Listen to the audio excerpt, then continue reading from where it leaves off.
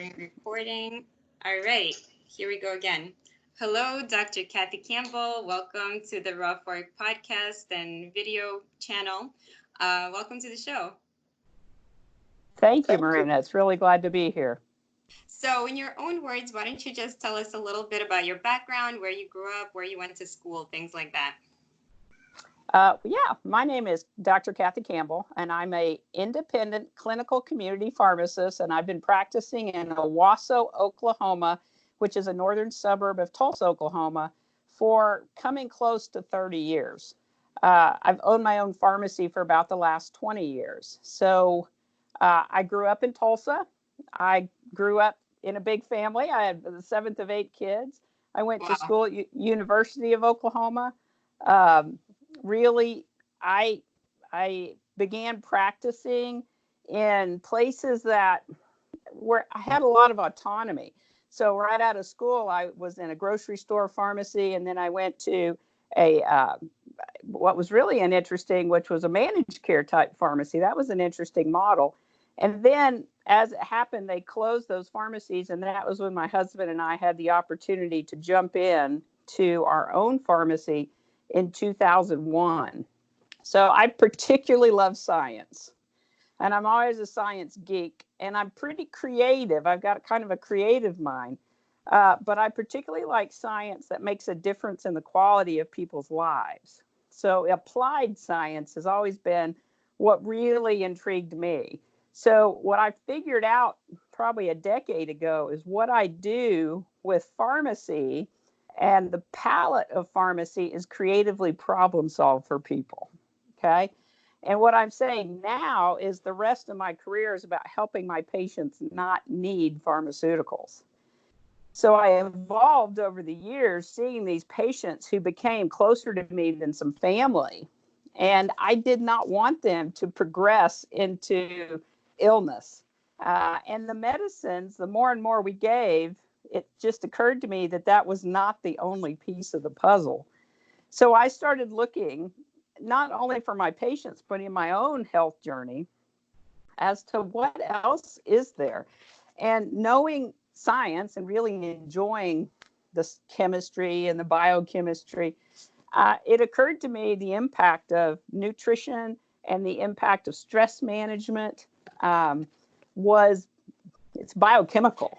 Those things change the physiology. So I've kind of evolved into a practice, and probably what I'm getting the most recognition for is pharmacy-based lifestyle medicine and weight loss.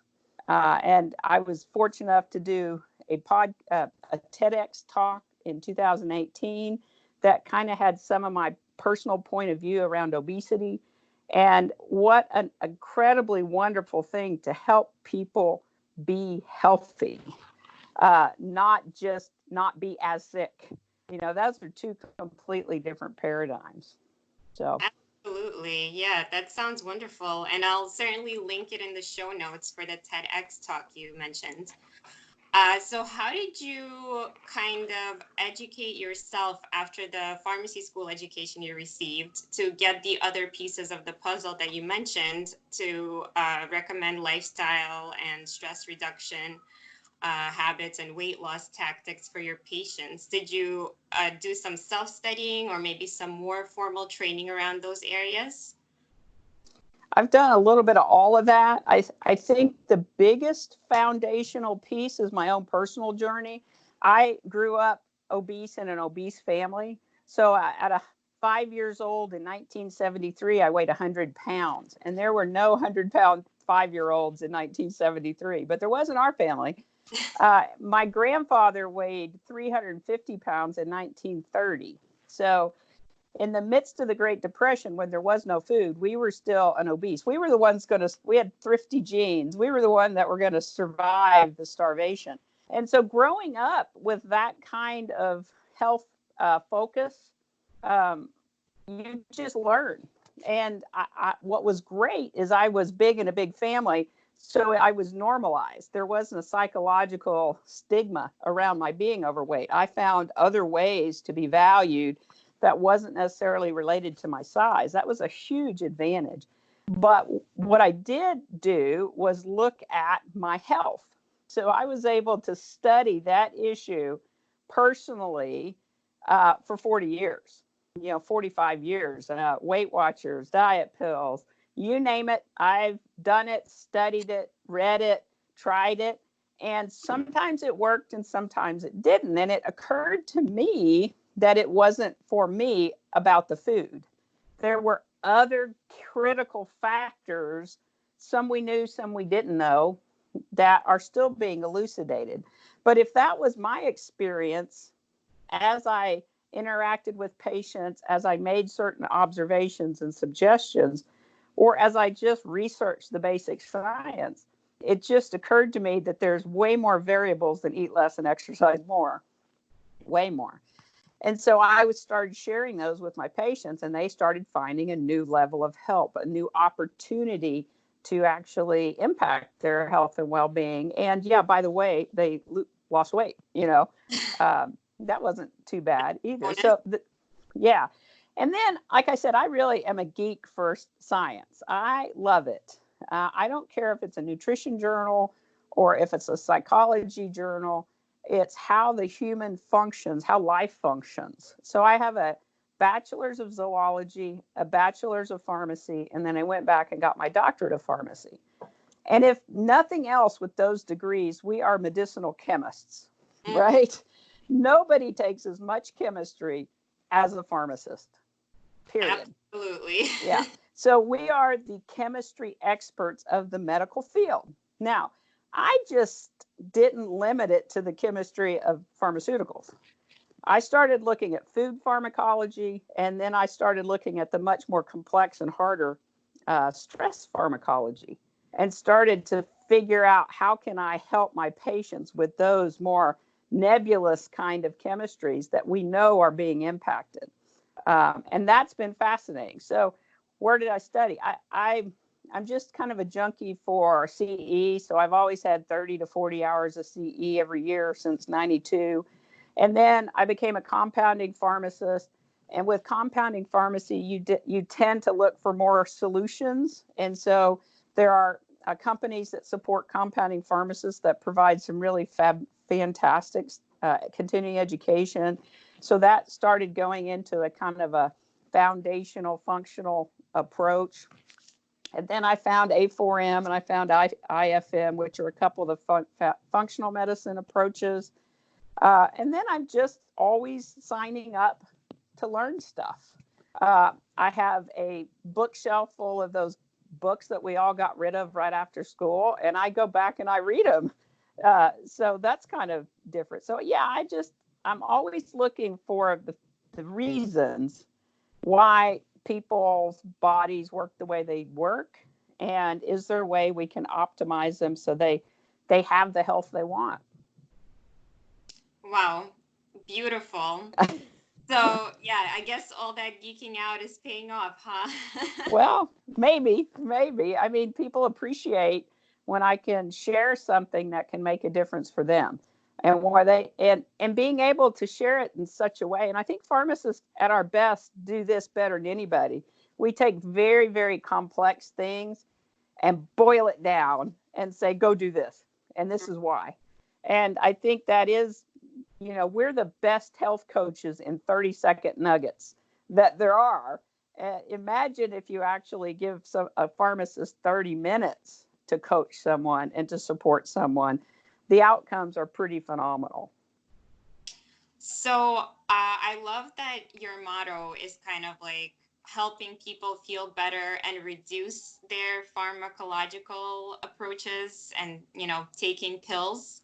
But how does that work with your personal business model? Because you and your husband own an independent pharmacy for, you said, going on for 30 years already. How does that fit in? Does it run parallel? Do you find a way to merge the two? Or do you do separate consulting services that, don't function as part of your pharmacy business? Yes to all that. So the pharmaceuticals are a tool in the toolbox. Okay.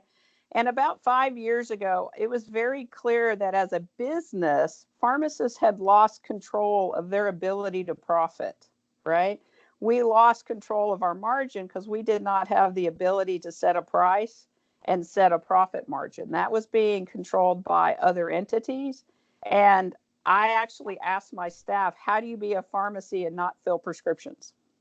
And my answer is, I'm going to keep my patients from needing pharmaceuticals, and they're going to pay me to do that. Okay.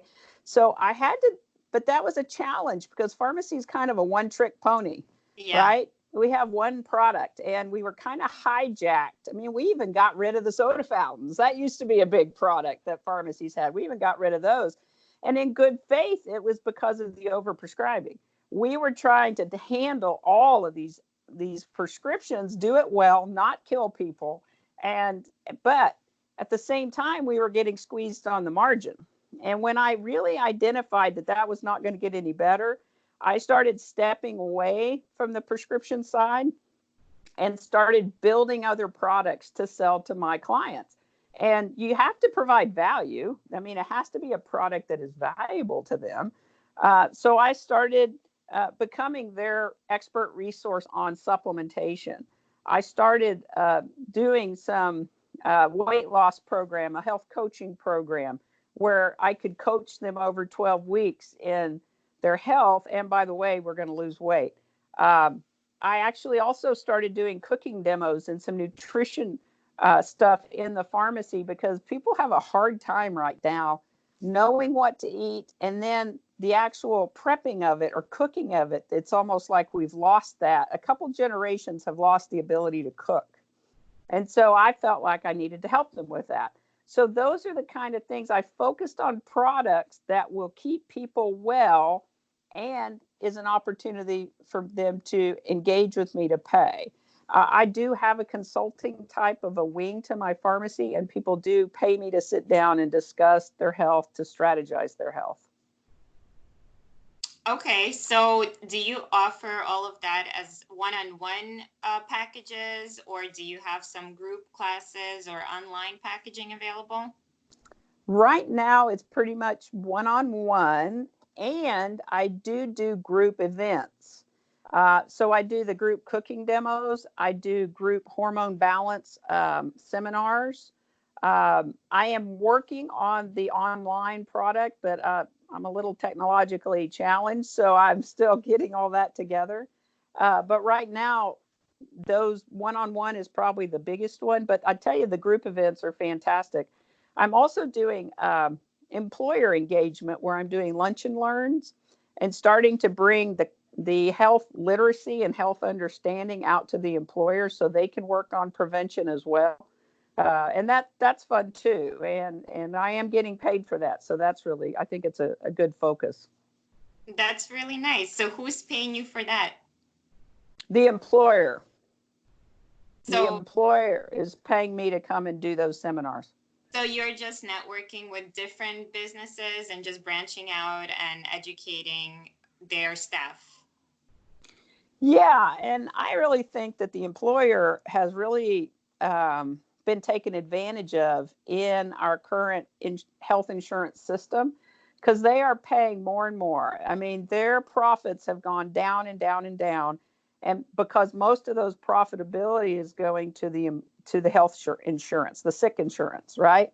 And they're not, and it's so stressful in a work environment right now because they're being squeezed, that the health of the employees are really terrible, with stress, with poor nutrition, with nothing we do is ever good enough, that real anxiety, economic stress.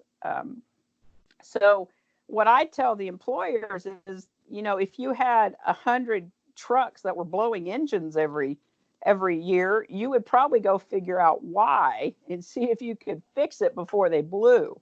Well, nothing is the worst investment an employer can put into their business is training an employee for 10 or 15 years and them dying of a massive heart attack in their 40s.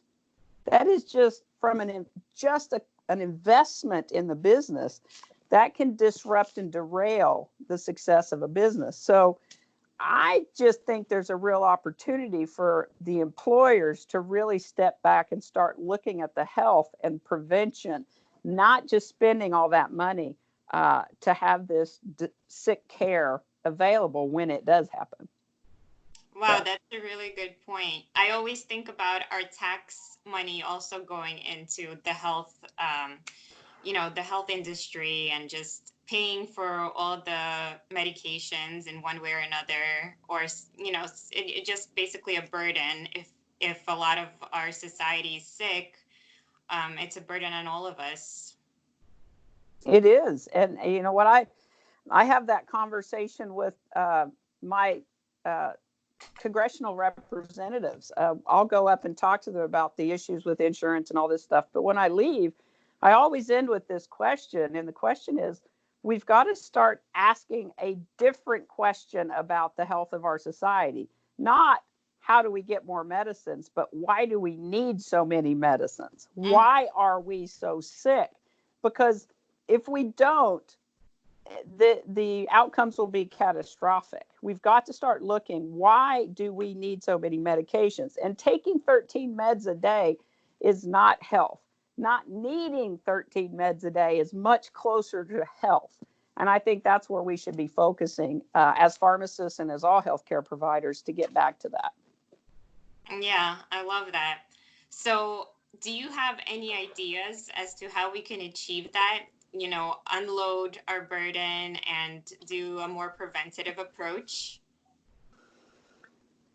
Well, I think first we got to start talking about it, and we got to start retraining the last couple generations who were taught that foundational food was nuggets and fries. Okay. I mean, really, from the 80s on, what children were taught to eat, which became what adults were used to eating, was driven by Wall Street and fast food establishments, drive-throughs. And if you look at what adults like to eat today, what the number one restaurants are, they're adult portions of kids' meals, the kids' menu. So you've got the nuggets and fries, the pizza, the burgers, and mac and cheese, basically. And so when I was growing up, and I'm a little older than you, I was born in the 60s, the kids' meal consisted of a vegetable, a starch, and a protein. And you could not leave the table until that vegetable was gone, right?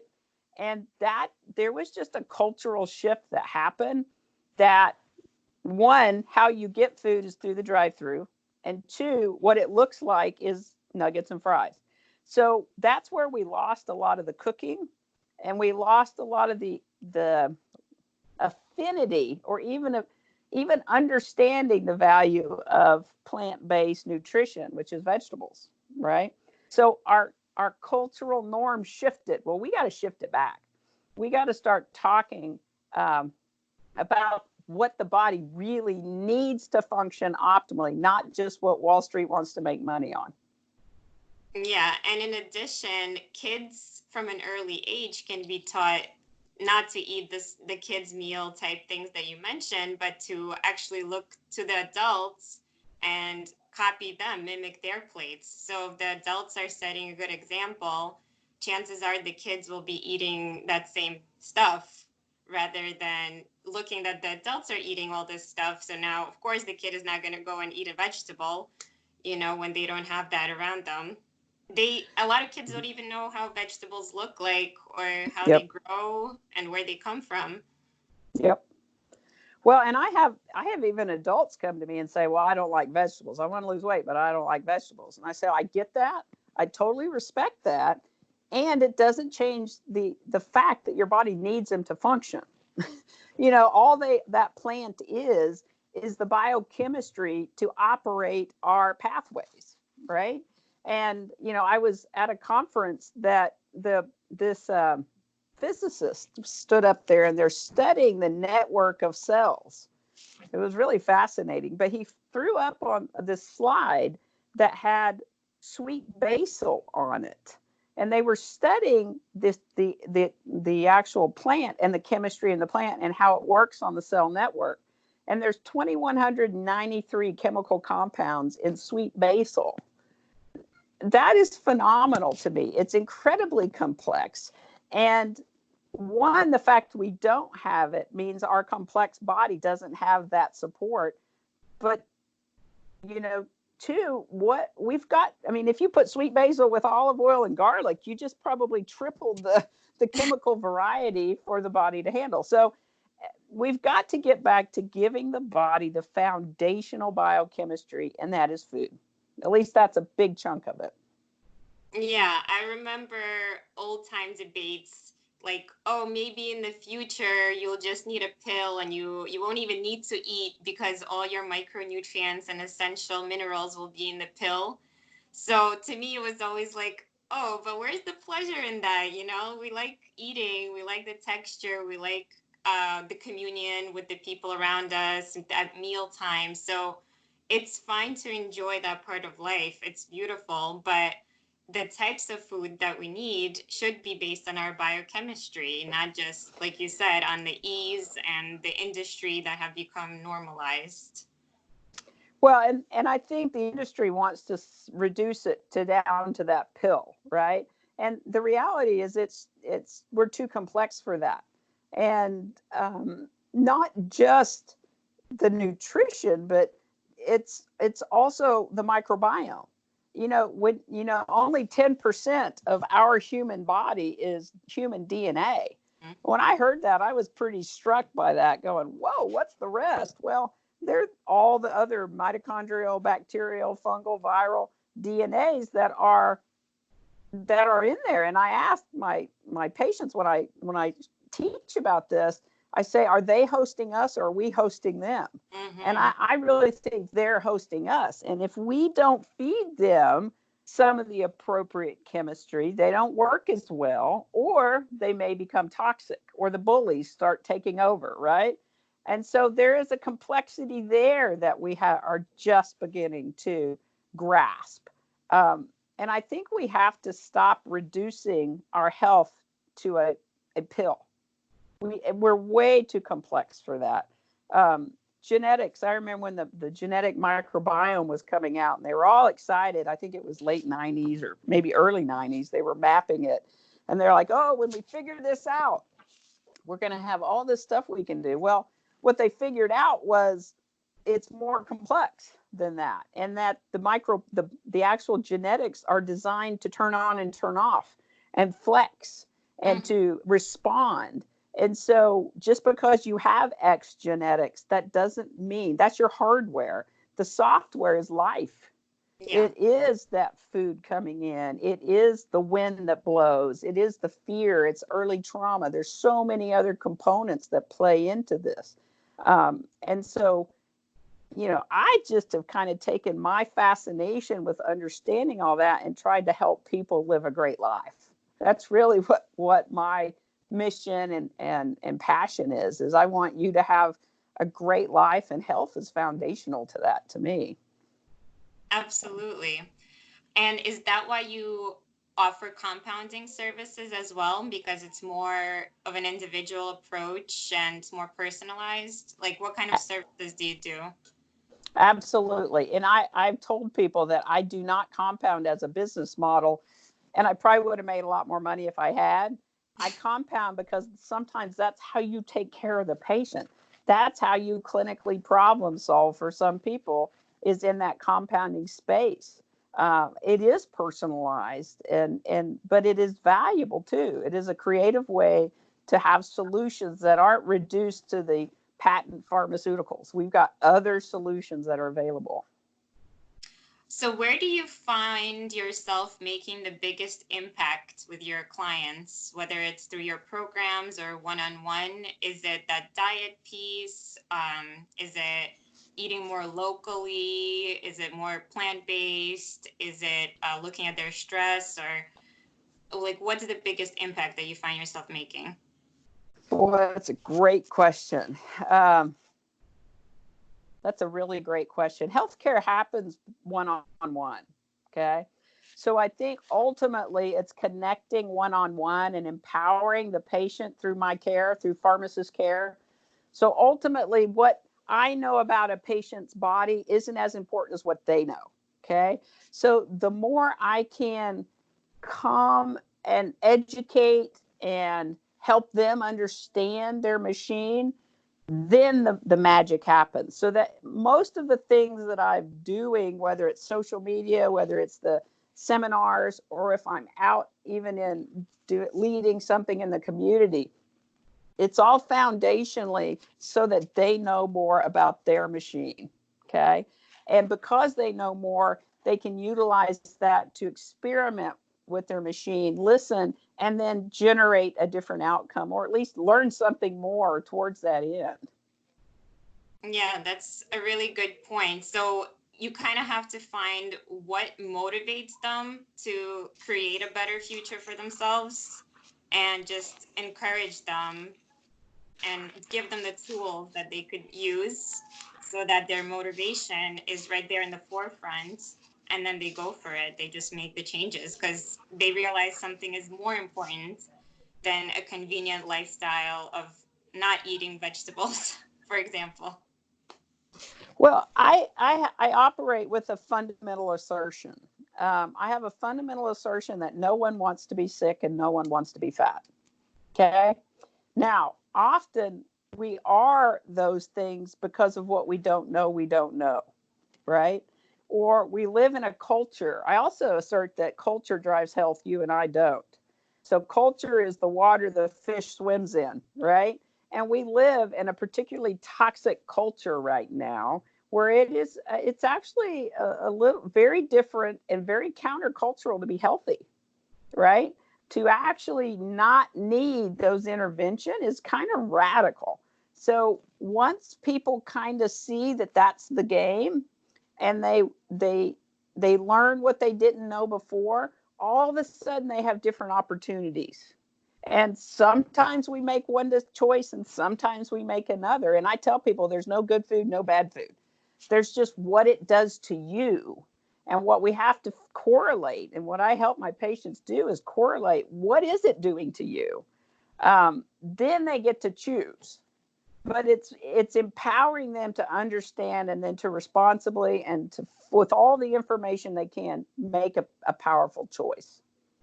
But none of it's about shame or blame or being wrong. Nah, there's no good or bad with me. There's just what is it and what do you want? That's a great approach. Yeah. I think often the science behind it hasn't caught up to, like you said, the major culture and the majority of news sources that we have. And even in medical schools, the link between diet and illness isn't thoroughly explored or taught. So it is kind of radical, but the good news is there's like all these pockets of information and enlightenment that I feel like are going on where people are actually awakening and choosing to stop the cycle of taking a pill if you can, avoid it. Sometimes absolutely you need a pill, you need something more extreme or surgery, but if you can avoid it, then why not avoid it if you can, heal yourself in other ways. I totally agree. I mean, but there's a cognitive bias I think that's happened in my generation. So I'm 53. There's a cognitive bias that we just think everybody eats kind of like we do, which is for the most part a vegetable, how we grew up, right? And I think a lot of medical professionals don't realize how bad the foundational nutritional is right now, and that there are people living off of Snickers and lattes and bagels and things that will cause a biochemical response in the body that looks like fatty liver, that looks like elevated blood pressure, that looks like hyperinsulinemia, that looks like, oh yeah, by the way, weight gain as a result of all that. But I think there's a cognitive bias that not everybody, they don't know what people are eating. They're just assume it's not as bad as it really is. The problem is, I started the cooking demos when I saw, one, that patients were having a heck of a time with food, but two, I read a little bit of science that said whether or not you had money was not a determinant of health.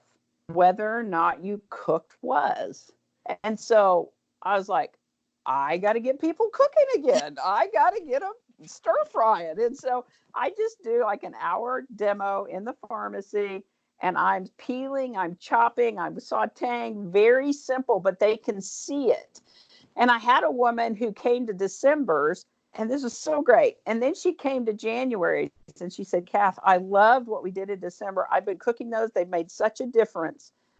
I'm down 5 pounds, and my morning blood sugars are down 10 points. Wow. From a 1 hour cooking demo, giving her a few foundational concepts, she's been able to implement into her life, and we're seeing some results. That's just like, woo, I love that. I love that. And I also love that it's a connection that we are making to the food. So it makes us more mindful of the fact that we're putting this into our bodies, connecting to it on another level, slowing down and appreciating it more. So that's a really big piece too.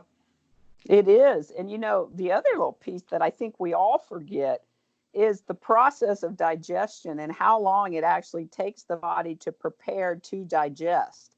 And it used to be you started thinking about food about an hour before you could actually eat it, because you had to stoke the fire, you had to do all this stuff.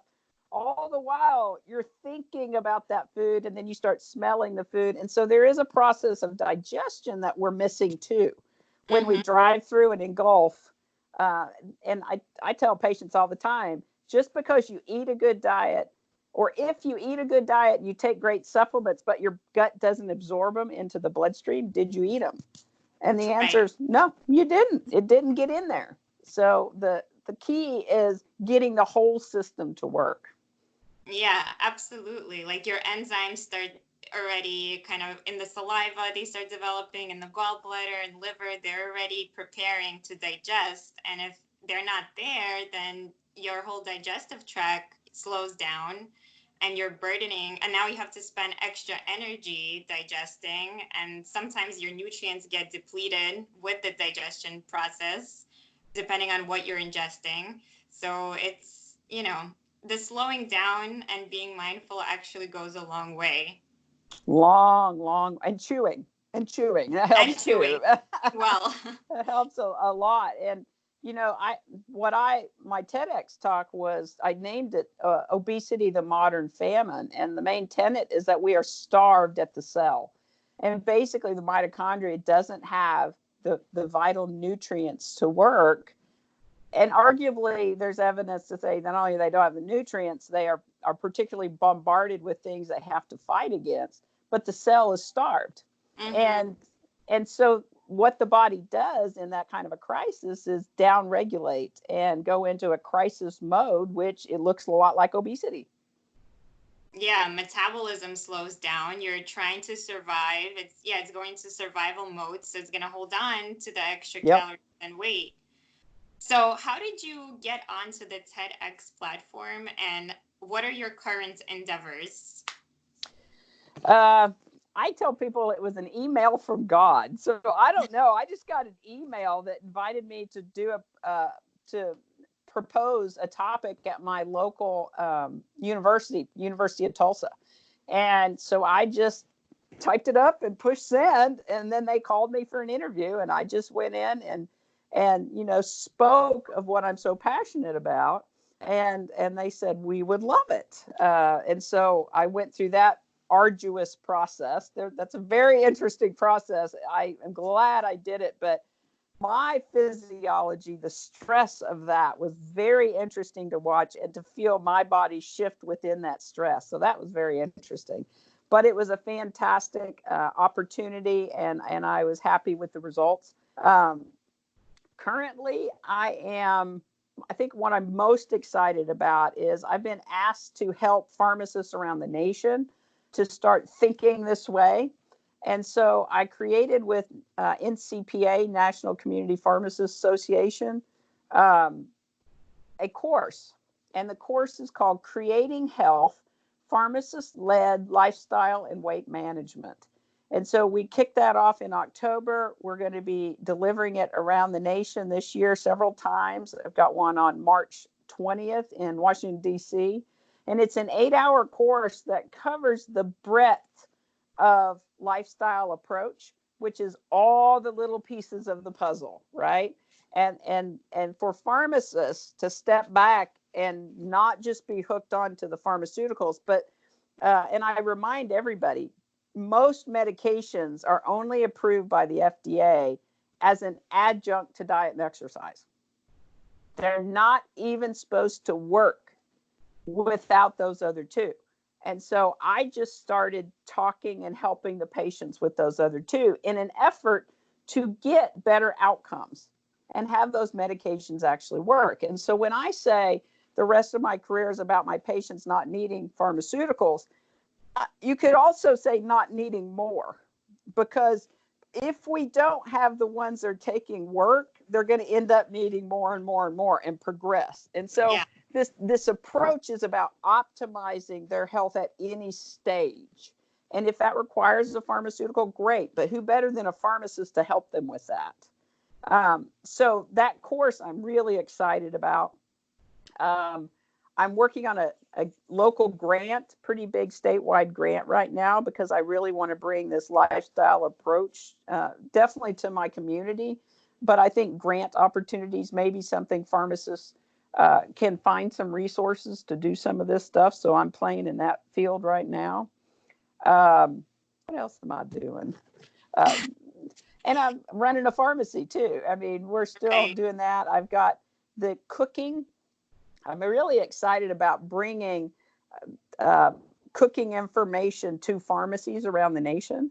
I want to help them be able to help their patients with food. So we are working on getting that out in the market to help pharmacists with that. So I've got probably more than I can handle, and sometimes it's a little bit overwhelming, but I'm excited for this. Yeah, it sounds wonderful. So, is this an in-person CE course?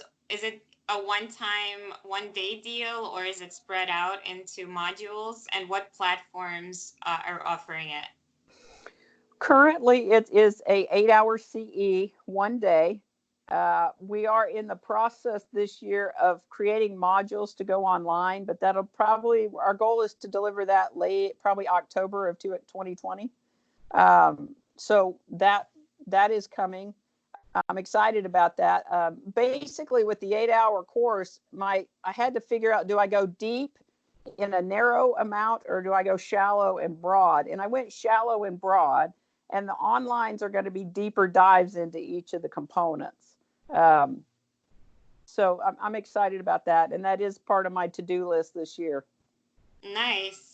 Mm-hmm. So, what would be your advice to other pharmacists hoping to follow in your footsteps, or students that want to start implementing this approach right away after graduating? I think we have to learn food again. And I actually coach people on a low glycemic Mediterranean approach. And people often, everybody's like, eat healthy, eat healthy. Well, what does that actually mean? Well, to me, it means 7 servings of plant a day, 7 cups of plant. Now, if you can get 7 cups of plant in every day, you don't have much room for anything else, right? And even if you like green leafies and stir fries and all these different plant-based stuff, even if you like it, that's not an easy thing to do in our current culture, because I don't know about you, people bring me donuts, they don't bring me broccoli, right? Right. So it just doesn't show up. So I often would say, learn the foundationals of nutrition. You don't have to go get a degree in it. This is, it's basics. It is vegetables and it's protein and it's carbohydrates and learn the Mediterranean approach. And then that's a good foundational approach everywhere else. Now, there are reasons to do other approaches. Great. But from the foundational, pharmacists are great generalists. We have to be able to talk to people about this component. And if you have a diabetic that is not eating low carb, they should. So read the current recommendations around low carbohydrate approach with diabetes. And finally, in 2019, the ADA said, oh, there might be some value there. So learning how to do that is pretty critical. And that should be a foundational coaching to all diabetic, pre-diabetic type patients. So I think that's something out of the gate you can do. The other thing is, if you're a pharmacist, every pharmacist that graduates is a clinical pharmacist, period, right? Now, the difficulty is to not lose the clinical chops with your practice site, right? And that's one thing that I didn't do, because I enjoy being clinical with my patients so much that I would ask to see their labs when they're picking up their statin, right? I would ask what their A1C is, and I'd have them report back to me. So I don't hesitate to have those kind of conversations at the point of sale with the patient.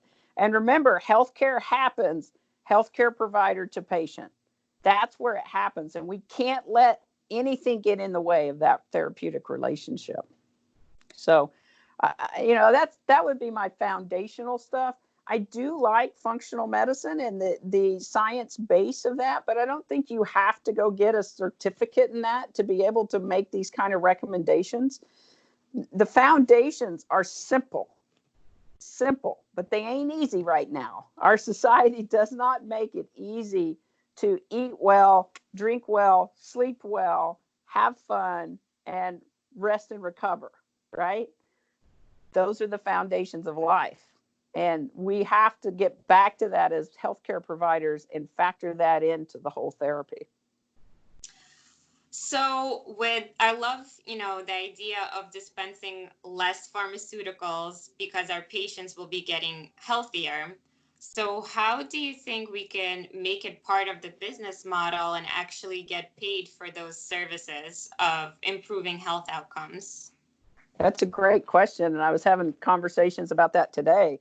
I actually had a health plan contact me last week to come and visit with me and see what we're doing. Because when you can sit down and talk to somebody about their life, you can help them be well. And that is not a dispensing fee. It's going to have to be a different model, and it's going to be more like probably a health coaching model, or maybe an annual fee, or possibly it is a per member per month type of fee. But first of all, patients, consumers cannot buy something you don't offer. Okay. So I had to offer a product that they could buy first, right? Right. So I had to create an appointment where I could sit down with people and put a dollar sign on it and give them the opportunity to buy it. If I had never done that, they would have never been able to engage me, right? The weight loss, I had to create that program, put a dollar sign on it, market it, and put it out there so people could engage with me. So I think the thing that as a profession is we've got to package our product, our services, and our value a little differently than what we have done.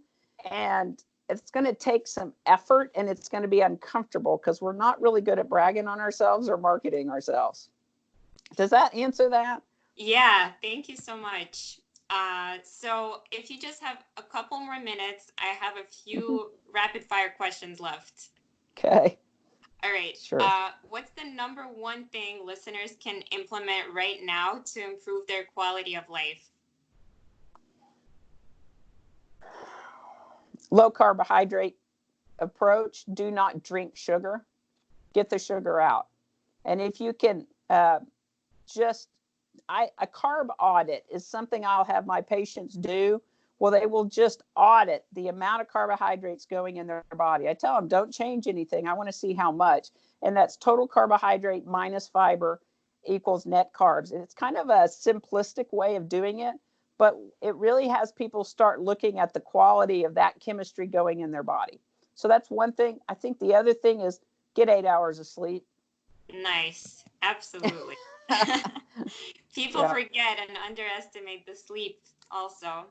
What's a hobby or favorite pastime of yours?